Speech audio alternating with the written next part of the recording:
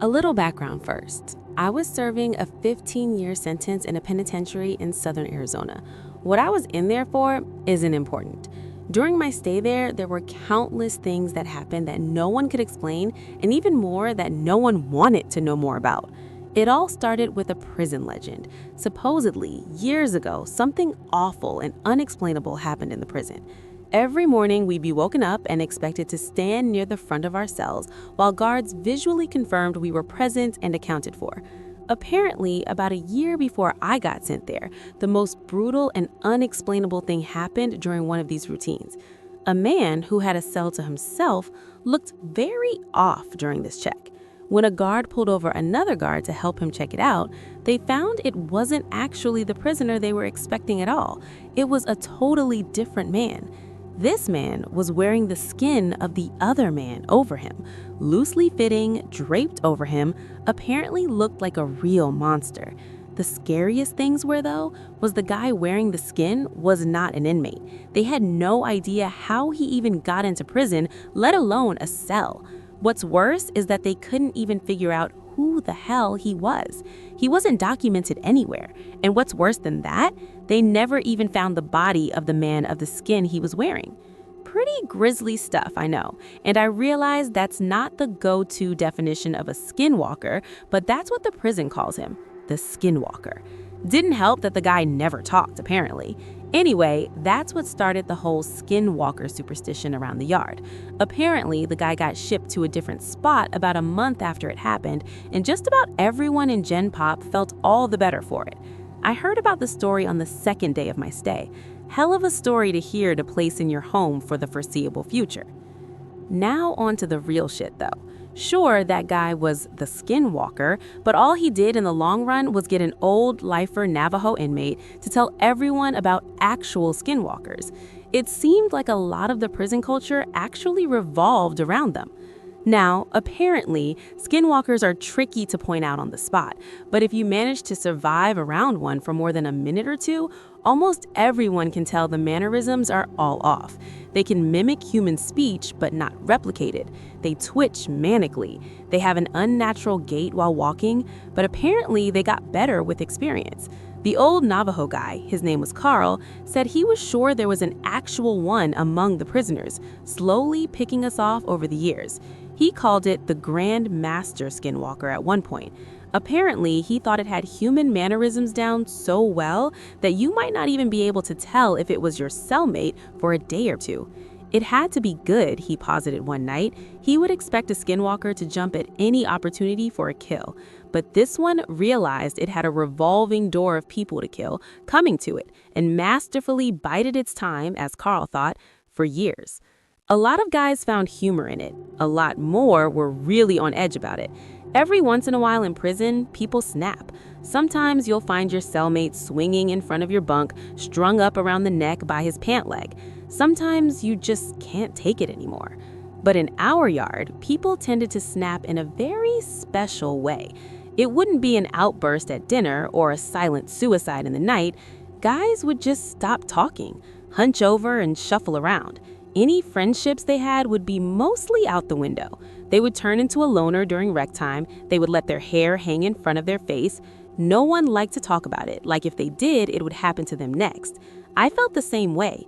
I didn't know if it was a skinwalker or just people going crazy, but I didn't want to find out. It wasn't clockwork or anything, but every time someone snapped in this way, it wasn't more than a couple weeks before they were shipped off or transferred to God knows where without anyone else knowing beforehand. Then there were the nighttime occurrences. Short, loud sounds echoed through my cell block during all hours of the night on a regular basis. It sounded like a mix between a pig's dying squeals and nails on a chalkboard. Just another thing no one liked to talk about. Even scarier were the shadows and footsteps. The block was dimly illuminated in the night by a few lights hanging from the ceiling, outside the cells. I myself saw shadows flit across my walls on a regular occasion when there were definitely no guards near my cell. One time, near the end of my sentence, I woke up, looked at my back wall, and found a perfect silhouette of a person standing there. But when I looked, my bunkmate was asleep and no one was outside my cell. And the footsteps. Everyone hated the fucking footsteps. They were the scariest part. In the night sometimes, more rarely than the shadows, you would hear ungodly fast footsteps. They sounded like wet feet slapping on tile floor.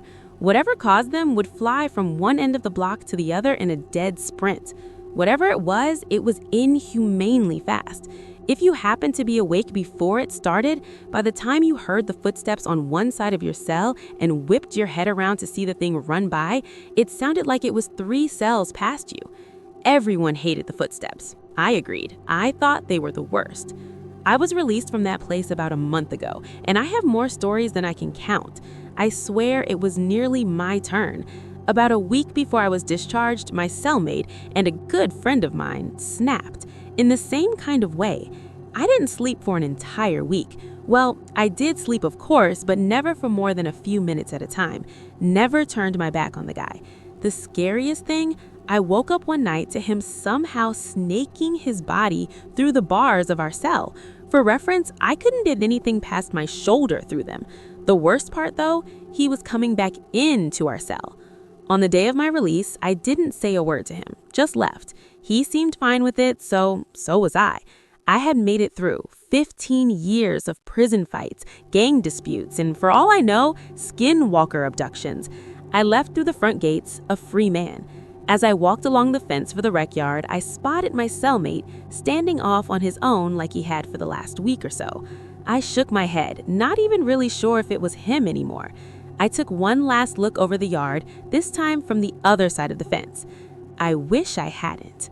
There, standing off on his own, on the other side of the yard, was Carl, slouched over, eyeing the other inmates, and twitching manically.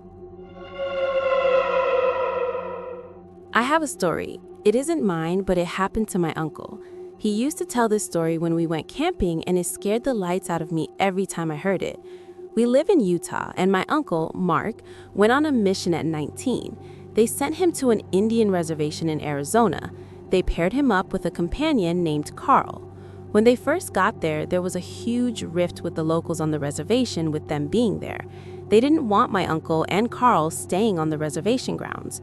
Eventually, they came to a compromise that they would stay on the outskirts in a trailer. This reservation wasn't very big and was located next to a heavily wooded area. The first night, they were trying to sleep when all of a sudden, their trailer started to shake violently back and forth. Startled and not sure what was happening, they climbed under their table for cover. Mark could distinctively hear someone pushing it from both sides of the trailer, like a group of people. After about 5 minutes, it stopped. That next day, they made rounds on the reservation and were talking to the locals. Carl made a comment to one of the families that their trailer was shaking that night before. The family got very quiet and then told them they had to leave. They thought it was strange but didn't think much of it. The next night, it happened again. They awoke to their trailer shaking back and forth. Again, they climbed under the table until it stopped. This went on for 2 more nights. Anytime they tried to talk to anyone about it, they got quiet and told them to leave. Mark started thinking that due to the tension of their arrival, the locals were doing this to scare them off the reservation. They then go into a convenience store and they were talking together about how frustrated they were with the situation. The clerk overheard and said, "They can't talk about it, it's forbidden." Confused, they ask him, "Can't talk about what?" The guy continues to tell them about the skinwalkers. He says they are evil demons that were once Native American witches. If they talk about it, the skinwalkers will come for their souls. They just walked out of there baffled. They thought it was another scare tactic. So that night, when the shaking started again, my uncle decided to be brave and confront them. He went to the trailer door, flew it open, and yelled, "Hey!" When he did that, he saw these 3 animals run off. 2 were a wolf and 1 was a bear, but they looked strange, almost with human features. As he watched them run towards the trees, all 3 stood up on 2 legs and walked slowly towards the trees, making a human cackling laugh. It scared him so bad that they called their mission president that next morning and asked to be moved. They were relocated that day. For a year, nothing happened. One day, they announced that Carl was being relocated to another city and Mark was getting a new companion, Jimmy. They had to drive for about an hour to pick Jimmy up from the airport. The road they traveled went through the boundaries of the reservation. They arrived at about 8 p.m. and met Jimmy, and they go to leave. The mission president tells Jimmy, "We are driving through a dangerous area at night, so we can't make any stops. If you need to use the restroom, you need to go now." Jimmy says, "I'm fine." The mission president gets serious enough to even freak out Mark. "I am not kidding. Go do your business." Jimmy was insistent he was fine, so they hit the road. As they were about 30 minutes into the drive, they were going through the area of the reservation boundaries. Jimmy starts complaining that he needed to pee badly. The mission president says, "We can't stop here. You'll have to hold it." Jimmy keeps going on, "I really can't hold it." So the mission president stops the car and says, "Okay, but you will do your business next to the door, and if I say get into the car, you better get into the car fast." With a look of confusion, Jimmy says, "All right," opens the door and starts to do his business. In about 5 seconds, the mission president says nothing and just yanks Jimmy into the car and floors it. Jimmy and Mark start freaking out. What is going on? The mission president says nothing and just increases his speed. All of a sudden, Mark sees something next to the car to his right. A giant wolf-looking man was running on 2 feet next to the car. Mark looked at the speedometer. They were going over 60 miles an hour and still increasing. The wolf creature kept right next to the car for 10 minutes until it finally took off into the trees. Shaking, Jimmy gets out of the car when they arrived. They didn't speak through the whole ordeal and says, "What did I just see?" The mission president says, "Next time I tell you to take care of your business, you take care of your business." I have spent lots of time in the Arizona woods, camping, walking, hunting, walked through them at night alone many times to and from hunting locations. Never scared, but one time. I was in Springerville on the border of New Mexico hunting elk. I stayed up on this little plateau until it got too dark for me to see my rifle scope crosshairs. I started walking back down to the truck about 3 miles away. I was minding my business, not thinking anything scary or whatever, then all of a sudden I was hit with this feeling of immense dread, and the forest around me was dead-ass silent. I got the feeling I was being watched. All the hair rose on my arms and neck, and I got instant goosebumps. I froze in place, started looking around, and as the feeling increased, I slung my bolt-action rifle and got out my pistol, thinking I could pump some shots into whatever if it tried to charge. I did a very slow 360 with my pistol at a high ready, didn't see anything, mind you, it was almost dark. My voice in my head literally told me, "You need to get the F off this mountain right now." So I ran like hell with my pistol out. I know you're not supposed to run from predators, but that's how scared I was. I've never felt like that before. I ran so damn fast, looking over my shoulder about the whole time. It was the fastest and furthest I've ever ran, lol.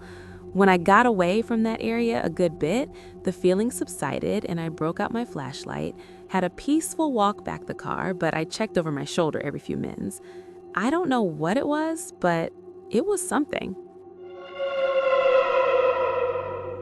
My mom dated this guy who was big into hunting. The guy told me a story of a time he encountered something that scared him to this day and made him quit hunting altogether. I guess him and his buddies went to Alaska to hunt big game. They had stopped at some place to get supplies, and I guess one of the locals had warned them to stay away from this area, especially at night. They had to go through or close to the area to get where they needed to hunt, so one of the guys asked why they shouldn't be in that area. The man simply and swiftly replied, "Just don't." He thought it was weird and brushed it off, seeing how they wouldn't be specifically in that area at night if they needed to camp. Also, they had their weapons too. So with all that, they headed out. So I guess they had issues in that area, had extreme weather, which caused them to detour. So they found themselves in the area the locals had warned them about. Nightfall came and a fire was lit. They started talking about eating snacks. Then it was getting late, so one of the guys went to the tent to sleep and the other guy sat by the fire. I guess not long after that, they heard this screeching or wailing sounds coming from the dark woods. It seemed far to them, but the harder they listened, the closer it seemed to get, and fast. The guy that had gone to bed first got his gun and walked out of the tent to see what to F. The screeching sound got louder and closer, so he fired off a couple rounds carelessly into the dark woods, then it stopped. Then I guess what happened next was they started to feel like whatever it was circling them. So I guess they started firing all around, kind of like the movie Predator. Careless, I know, but yeah. I guess that went on all night when they all passed out. All of their guns were gone, all their stuff shredded, the trees around them and had claw marks. He says there were only 3 deep claw marks, like the thing ran and clawed the tree. They said no tracks of any sort. So they left fast and told everyone the story. It was autumn, September to be specific. It was the year of our Lord 2015. It was a day or evening, if you'd like to be precise, like all others. I was stuck at home, watching TV and drinking beer because I was too lazy to do something actually productive. But then I got a phone call from my old friend Frank. He doesn't have much significance for this story, but here is what he said. Frank: "Hello, buddy. How are you doing?" Me: "Thinking about the insignificance of my life as always. What about you?" Frank: "Yeah, listen, can I ask you for a favor? I'm actually in Seattle right now. My car suddenly broke and I need your expertise because I don't want to be ripped off because I unknowingly went to a bad repair shop. I'll pay you for your work, so what you say?" Note: I had a repair shop in Seattle back then, a tow truck, and a bunch of other things for the gig. "Well, I don't have much to do. Where are you exactly?" Frank: "Hilton Hotel."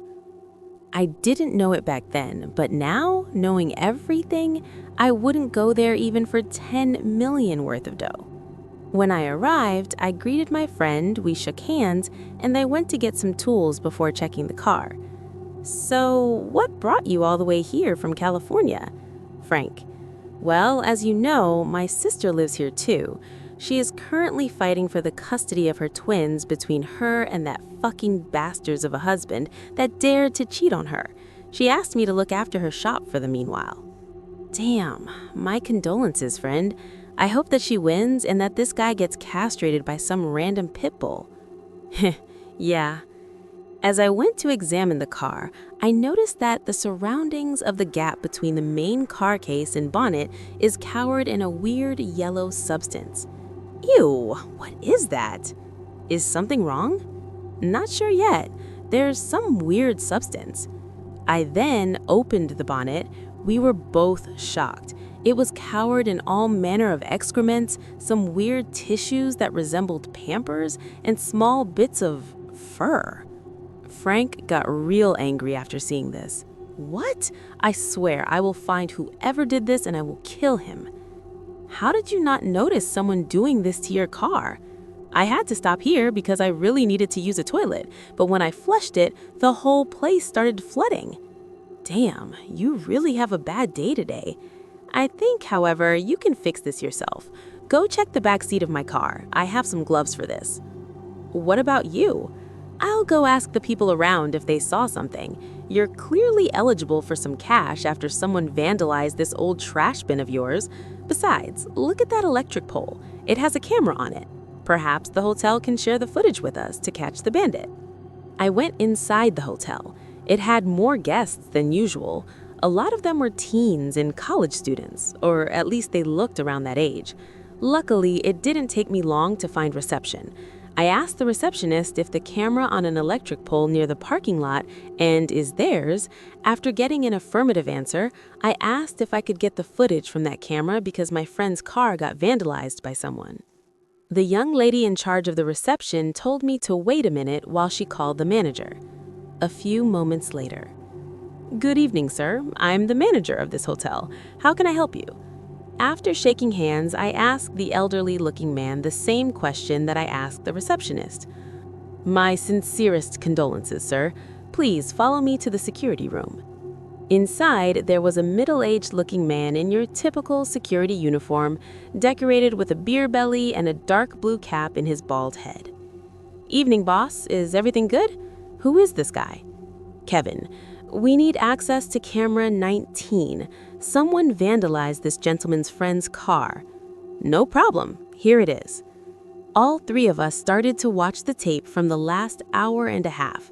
Somewhere in the middle of it, we saw my friend arrive on his old rusted pickup, leave and lock it, and then running towards the nearby entrance. "Bloody hell, what is that?" screamed Kevin. The old manager looked as pale as a corpse after a full day in a morgue. Just like everyone in that room, I was scared. And just like everyone, I didn't know what to do. I decided to take the footage anyway. Just as I got the disc, the lights turned off. Moments before that, I noticed how a big, clawed, fur-covered abomination of a hand fused with a wolf's paw appeared on a camera that was located in a generator room. I left the room to check if the hallway still had electricity, but I was left disappointed. Without a single moment to lose, I realized what was happening and ran towards the exit. Outside, I found my buddy's dead body and a writing in his blood on my now also vandalized car. It said the following: "All hail Ra-In Farers, our Lord and people's doom." I heard a terrifying scream behind me. It sounded like a mix of multiple wolves growling mixed with the screams of uncountable souls screaming in agony. Luckily, I noticed that the back of my friend's car had a bicycle. I took it as fast as possible and cycled away faster than I ever did. Now, I know it was a stupid idea, but surprisingly, the skinwalkers didn't dare to chase me. Perhaps they found this amusing. Perhaps they were afraid of something, or thought that one measly human is not as good of a prey as all those poor souls inside that hotel. Later that week, I got visited by a few government agents who on multiple occasions asked me if I saw something that day. I said that I didn't see anything that day and that I used my friend's bicycle to go to a nearby pharmacy because I forgot to buy some medicine. Even though the story got covered up as some kind of a convention gone terribly wrong, I still have some gray hair and that footage to remind me of that terrible day. A lot of strange things happened to me when I was just a boy, but this was the weirdest. I was 11 at the time. I was about 11 years old, and it was past midnight, 12:30 a.m. to be exact. My parents were asleep, but my cousin, who was 18 at the time, was still up. I had to take out the trash, so I brought my dog Barry with me. He was mostly black with a few white spots, always alert and always by my side. The trash can was only a 30-second walk from the front door. I tossed the bag in, then turned around and called for Barry. But there was nothing. No footsteps, no tags jingling, just silence. I turned on my flashlight and looked around. He wasn't there. Confused, I started walking back toward the house. That's when I heard it. Heavy, fast, pounding footsteps coming up behind me. I whipped around and saw something I'll never forget. Charging at me was something completely black, darker than the night around it, like it absorbed light itself. A massive black figure running straight at me. It wasn't a dog or a pig or a horse, but somehow it looked like all three. Its body was wrong, just wrong. Its movement too fast, too heavy. It made no sound except for the thunder of its steps. No matter how fast I ran, it always felt like it was 2 steps behind me. This feeling of dread and fear instantly shot through me as I sprinted to the door, heart racing, flung it open, and slammed it shut behind me. I sat there on the floor, gasping, trying to process what just happened. Then it hit me. Oh, shoot. I left Barry outside. I start crying as I think of what that thing could have done to my innocent dog. I was scared to death, but I couldn't leave him out there, so I stood up, ready to go back out to find him, heart racing, until Barry came walking toward me from his kennel inside the house. Inside, calm and normal. He had never left the house. He was inside the whole time. Whatever I called to out there, it wasn't my dog. So this happened about 12 years ago. My family owns a farm in the heart of an Indian reservation. One winter, I was home for Christmas, taking care of the farm while my parents were away Christmas shopping. As I was home by myself, way late in the night, and I hear all our cows freaking out, I knew it had to be the wild dogs that are rampant in the area. So I throw on some boots, grab a shotgun, load it up, and head out to the field. This was a perfect scenario for a horror movie. It was cloudy, but there was full moon, and it was breaking through the clouds just right to light up all the snow. I ran out into the middle of the field, and just in time, I see two dogs. They were standing up, facing each other and fighting. I think, perfect, 2 for 1. So I pump a shell into the chamber of Mr. 12 Gauge, and then it happened. The two dogs heard the rack, they both stopped, looked over at me, and ran away, on their back legs. Immediately I froze, and every ghost story about skinwalkers and all the other native legends I grew up with flew through my mind. Keep in mind, I'm a white guy, and up until then, these were all just boogeyman stories the native kids like to tell to scare us. That night, they became real to me.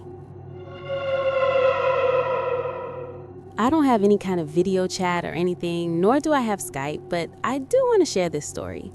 My grandmother on my mother's side has always been very superstitious, for a lack of a better word. She's not religious, but she does believe in a lot of paranormal stuff. Her mother was full-blooded Navajo, and her father was Irish. Either way, she'd never been anywhere east of Montana, and she grew up in Nevada. One year, when I was in grade school, we went to visit her. Most of the visit was pretty uneventful, typical, boring old people stuff. Except, she always kept her curtains drawn shut and would always peek out the window. And when someone asked what she was doing, she would simply reply, "Yanaldo Lushi is watching me." This went on for nearly the entire visit, until a few days before we were due to leave. My grandma and my then baby brother, he's 19 now, were in the front yard that evening planting flowers when all of a sudden, my grandmother starts shouting, insert little brother's name here, "Get away from that creature, it's not safe." Of course, being in Nevada, we all assumed that my brother had found a scorpion or a rattlesnake, so we all run outside to see my grandmother clutching my little brother and shaking in terror against the side of the house. Standing out in the yard was a large, black, Great Dane-sized dog. It was staring at my grandmother with an intensity I'd never seen before. It looked up at us, gave a little huff, and bounded off. I don't remember if it moved unusually fast or not, but I do remember it had really deep yellow eyes. When my mother asked my grandmother what had happened, she kept repeating, "The Yanaldo Lushi has found me." She moved a couple weeks after that. I'm not one to post these kind of things. I mostly just have Reddit to look at bugs and read about roommate drama. But I had an experience in the woods one night almost 10 years ago that got brought up recently and thought I'd share here. I, F16 at the time, snuck out of the house to go smoke weed in Lynn, MA woods at about 3 a.m. It's not a huge sector of woods, just a wee reservation smack dab in the middle of the Boston suburbs surrounding the local reservoir. I got to the entrance of the trail, parked my car, and made my way to the campsites, about a 5-minute walk, where there were fire pits available. It was a popular smoking area for teenagers, and I was one of them. I set up to draw by the fire I had made and begin to roll a joint. As I was rolling, I had heard something on 4 legs come up from behind me. I didn't sweat it that much because where I'm from, the worst it could be was probably a coyote. But then you could hear it transition into 2 legs and walk with a bipedal gait. That confused me. Then everything went fucking silent. No crickets, no birds, nothing. The only thing I could hear at that point was the crackling of the fire and my own breathing. Then I became really concerned, like something bad was about to happen. I call out, thinking maybe it was just a homeless dude working up the courage to ask me for some food or some money, since it was the city after all. I say hello and ask if anyone's there. Silence still for about a minute. Everything's telling me to run, but I stay because I thought if it was an animal trying to hunt me, I should stand my ground and make myself appear I'm not worth the risk. Then, whatever it was, it talked. It sounded almost like a parrot mimicking its owner's voice, and it asked to bum a light. "Can I bum a light?" it said. At first I'm relieved because at least I know it's not an animal, but the way it spoke was truly uncanny. I said, "Sure, but you have to come out where I can see you. You're giving me the creeps, dude." And then it asked again and again, 3 times. Then I was really freaked and knew something was really wrong. I then told it to fuck off and find someone else to ask if he was going to be creepy about it. Then it ran off on all 4s. You could hear all 4 feet hitting the ground as it ran away. The crickets came back, the night birds started to chip again, and the air even felt warmer. That feeling of dread washed over me, and I knew I had to fucking book it. I calmly pack all my stuff back up, put out the fire, and make my way back down the trail to my car. I wanted to run, but part of me still believed it was just a dude trying to get creepy with a 16-year-old girl in the woods by herself. And if I played it cool and acted like I wasn't scared, maybe he'd back off. My mother always taught me to make a scene in that scenario, and I was prepared to knife whatever came at me. I also thought maybe if it was an animal, I wouldn't trigger its hunting instincts if I just walked instead of ran. But man, every hair on the back of my neck was standing up. That feeling of being watched is definitely real. I finally see my car about 200 feet ahead of me. I feel safe again, but I'm still on alert. I feel secure enough to look behind me, and sure enough, maybe 40 feet behind me is a male deer on its hind legs in the middle of the trail. I fucking freak. I've never heard of a skinwalker, never believed in anything like them at the time, never even knew what they were. But I knew something about that image was seriously wrong, and I lost my composure and booked it to my car. I made it back no problem and drove off before I could even turn my headlights on. To this day, I'm 24, about to turn 25. I have never been back to those woods, or really any woods for that matter. I'm deathly afraid of nature now, which sucks. The very idea of spending a night in them makes me so anxious I feel nauseous.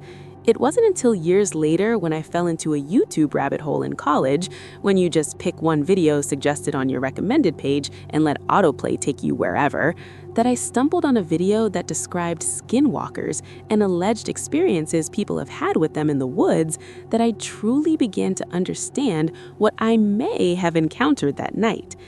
This shit is real. I don't know if they're as aggressive or dangerous as people make them out to be in the stories I've seen online, because in my experience, it seemed pretty curious and backed off when I confronted it, still thinking it was just a creepy dude looking to score. But to this day, thinking about it makes me shudder, and I get a pit in my stomach. I'd love to hear y'all's thoughts on this. I'd love to have this debunked even. I loved those woods and sort of wanted to just have been a weird dude, but I've heard some weird, very similar stories from the locals about those woods, and now I don't know what to think. I had a similar experience back during lockdown.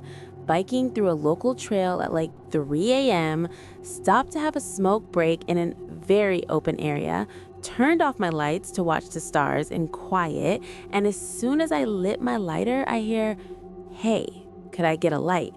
from behind me, just outside of the clearing. I turned around with lighter still lit and caught the outline of a figure and the reflection of something large like glasses on their face. Guy asked, "Could I get a light?" again before saying, "Hey, what's your name?" Me wanting to see where the fuck they came from and who they were, I reached for my flashlight on the bike when he said it again, "Hey, what's your name?" And for some reason, that finally freaked me the fuck out. I grabbed the flashlight, turned it on, and nothing. Not a thing was anywhere in sight. I got the fuck out of those woods and generally try not to think about what happened beyond thinking up rational explanations. I did not feel anything threatening until I went for the flashlight. I've been stalked by a pack of coyotes before. I could see or hear them, but I could feel something was off. This was different. It was calculating and smart. It stayed just far enough away that I couldn't see it well and give me a sense of security, but just close enough to still be a potential threat. It was intentionally disarming, and that is the part that scares me the most. Later on, I found out about old tales about spirits asking for your name in woods at night and would possess you if you gave it to them. That made this experience even more unsettling. Still hasn't stopped me from doing stupid shit like that, but now I am way more cautious when I do it late at night. Wow, you've got me rethinking an experience 6 months ago.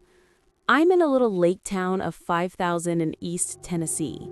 The road I'm on is a little busy because it's got a small children's hospital nearby and people coming and going a lot.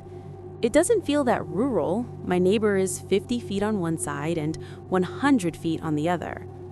I've had paranormal experiences all my life. There was something in the house imitating my daughter's voice while she was asleep. I told it to leave, and that was the end of it. Many months later, we started to hear violent punching noises against the wall near the outside of the house that backs up against a mountain with acres of uninhabited woods. It happened about 5 times, with a few days in between each time. One morning, I was reading in bed and heard something heavy jump on the roof and walk around slowly, sounding like a woman in stilettos. I grabbed my phone and recorded an audio because I'm a huge nature lover and reasonably concluded that a deer had somehow come off the mountain at speed and jumped on my roof. But thinking back, it didn't sound like that kind of commotion. It was a little softer and more controlled and deliberate. Not long after, there was roadkill in front of my house. I slowed down and backed up to stare a long while because the features were unsettling. The head and body were pretty flat, but it had been run over maybe just once because a lot was discernible. It was the shape and size of a fawn, but had rabbit feet instead of hooves and rounded, very thin, almost transparent mouse ears, but still really small for the size of the body. Legs were too long for a fox, and ears didn't match at all.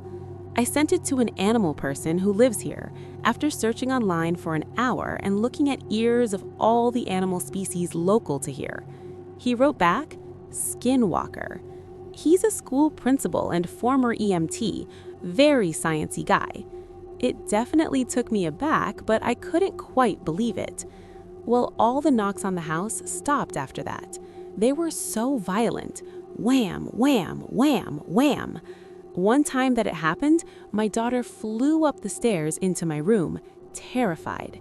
Then we heard it again while we were both looking at each other. We live alone, and it always happened toward the back of the house where it butts up against the steep mountain. ETA, I'm thinking not deer after reading comments. I was staying in Homebrook in the Lake District in northern England. At roughly midnight, the second night we were staying there, I went out to have a smoke on the road that led past the farm we were Airbnb-ing at. I was stood at a T in the road. One side ran down toward the main road, where about a half-mile away there was an inn, and the other side of the road led up into the blackness of a forest that ran up the top of the hill the farm sat on. There was no civilization up that side of the road. No lights from houses, nothing but the blackness of trees. I'm aware there are sheep in the field straight ahead of me, only because I can sometimes hear their mewing off in the night.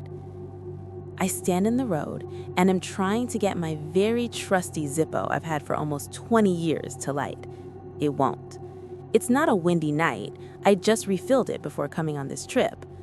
I try striking it about 5 times, and I suddenly get a wretched feeling in my gut, like someone is clearly looking at me, watching me.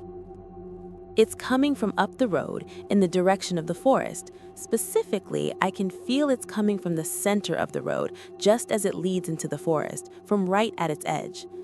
I'm looking closely at that area, just to make sure nothing is there.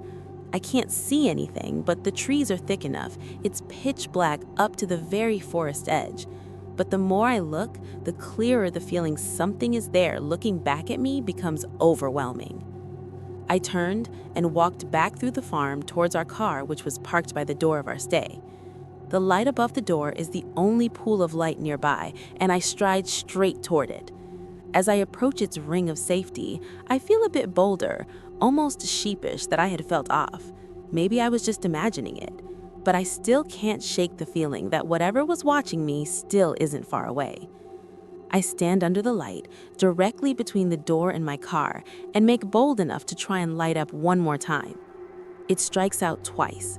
But in my head I know, without a doubt, even in the very moment, that if it had lit, someone/thing would have been stood there next to me. I bolted inside, slammed the door, and jumped into bed. It's interesting reading some of these stories. It makes me think that if I had been able to get my Zippo to fire, that I would have immediately heard a voice next to me, in the darkness of a moonless night in the lakes. Do you have a light? I'm Danae, and boy have I heard a lot of stories growing up on the reservation. While I've never seen anything myself, which I am grateful for, I have benefited by being around the people who have. There is a different kind of evil that exists in the quiet high deserts and deep sandstone canyons in Utah, Arizona, New Mexico, even Colorado and the southern Ute area. I can only describe it as an ancient evil. Now, there are helpful ceremonies, rituals, and traditions that are still practiced to this day. Hell, even a local hospital has an on-duty medicine man, but it seems to be a double-edged sword. What I mean is there's also black magic, which most Dene will not even acknowledge or speak of. We are very superstitious and are heavy with taboos. You will find this with most First Nation people. From Alaska to Argentina, it's just something you don't do, in fear that it will get the attention of unwanted spirits or harmful beings. Skinwalkers, or Nashkaloshi, are just a few stories that kept me up at night with the covers over my head.